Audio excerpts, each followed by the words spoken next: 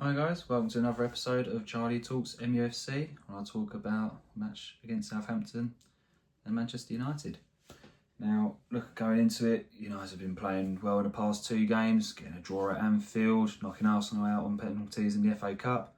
So we're feeling a bit of momentum, a bit of positivity heading into this game. Now, performance-wise, this game was completely the opposite end, and if anything, United were very, very fortunate to come away with all 3 points. In all honesty, United could have been 3-0 down at half-time if it wasn't for some big saves by Andre Onana.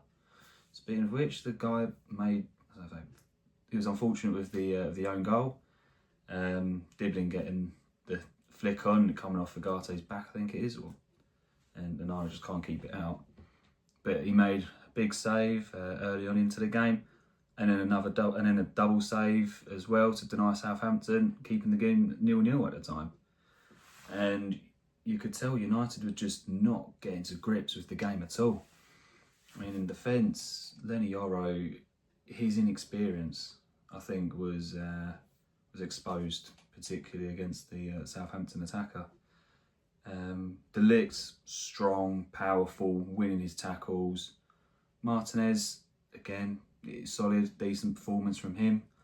Mazraoui, spells where he'll do a good part, but then he'll play a pass into an area where there was no United players at all, and it'll break down. So it was a bit of a mixed bag, really, for the defence as a whole.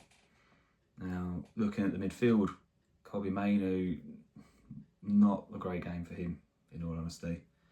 Agate was okay.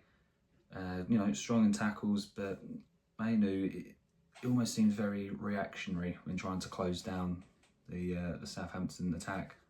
And they'd play a pass and then he'd react to it afterwards rather than anticipating where they'll go or try and cut off that passing lane. Ahmad was fantastic, doing his due diligence, both in attack and in defensive work. So Mazraoui, okay. But it was disappointing, particularly in the first half, where United just looked so lacklustre in the midfield, not really troubling Southampton. I know they had chances, but United didn't really do much. And going into the attack, Højlund, I don't know if it's a case of is it confidence with the guy, or does he generally just like having a wrestle with the opposing team's centre-back? There was times where I didn't really see him making any runs, and if he did make movement, it would be to the wrong area. And you can see Bruno Fernandes getting frustrated with him at times as well. Not just Bruno Fernandes, but United fans were as well. And so, yeah, a bit of a disappointing one, particularly in the first half. Garnacho, again, is a funny one because he's not a natural number 10. But you can't really play him at wing back. I mean, he did a decent job when Dalot was sent off against Arsenal, but he's not a player you'd say, yeah, Garnacho's a wing back, because he's a winger. Wingers like to get forward, like to attack. They don't necessarily like to defensive side. So it's and in this system, your wing backs, as in the name, need to be up and down the pitch all day. And so Garnacho is a bit of a disappointing one, spurning a great chance, putting it well wide of the goal in the first half. And yeah, first half was just poor from United. And into the second half, we started off with urgency again playing well, but again we just seemed to struggle with that final ball or just missing silly chances. For example, there's Anthony missing an absolute sitter from 3-4 yards out, just falls over or slides way too early, hits him and it rolls back to the keeper. And you're thinking, you didn't even need to throw yourself down. You had plenty of time to get in position, empty goal, 1-1. And yeah, Anthony, for the money we paid, he's just, I don't think he's got it at all. I don't. It's fair enough saying he didn't have a good game, but when was the last time Anthony did have a good game for United? His debut. So yeah, bit of a disappointing one there.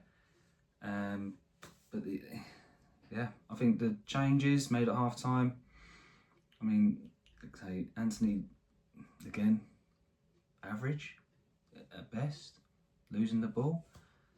But Collier coming on, real impacts, non-stop running, moving the ball forward, you know, trying to start attacks. You know, I'm trying to think who else came on. Xerxes, you could hear the crowd chanting his name, and he was creating chances. His link-up play with Ahmad, with Bruno Fernandes, with Garnacho, and they were creating, you know, half chances here and there, or creating a bit of space.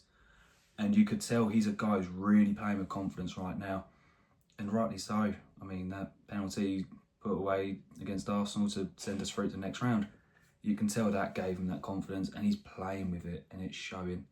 So really good performance there by Xerxes, solid outing.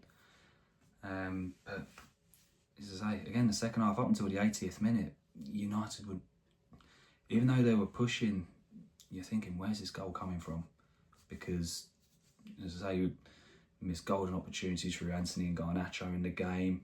Bruno Fernandes tried putting a header back across the goal, no one there, even trying at the back post, no one gambling.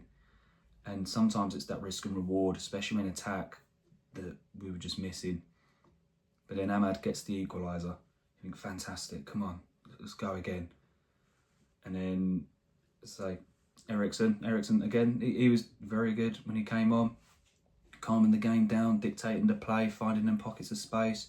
Harry Maguire, when he came on, the team seemed more balanced, which just seems strange when you think a centre-back's come on to help us win the game. Is he going up front? No, he's sitting in the middle of the back three. And he performed really well. Calmed the ball down, calmed the game down, and just let us play. And the ball by Eriksen through for Ahmad, fantastic finish. And then the hat-trick for Ahmad is just pure, is absolutely fantastic. Again, in terms of just proves to show that hard work pays off. And as the saying goes, hard work beats talent when talent doesn't work hard. And I think right now that's ringing true to a lot of fans right now.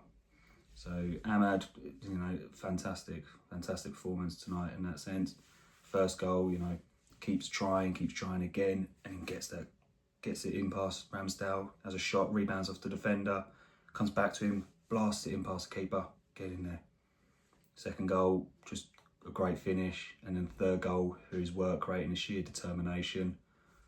So a mixture of all three right there. Magic moment, it could be between the Onana double save, you know, keep United into the game where, you know, arguably could have been a couple goals down, or the Ahmad finish. I'm going to go with the Ahmad goal just purely from that pass by Eriksen, sublime. Almost reminiscent of the Anderson pass to Welbeck when United beat Arsenal 8-2 about 10 years ago, no, 2011. And but yeah, fantastic finish there. But next up for United is a home tie against Brighton. And United don't have the best record recent seasons against Brighton at Old Trafford. But hopefully, if we perform like we did against Liverpool and Arsenal, we should be able to beat them. But if we put in a performance like we did against Southampton, we'll get beat comfortably. Because tonight, Southampton should have been 3-0 up at half-time. Clear over United in all sense. But let me know your thoughts below. Thanks for listening, guys. Take care.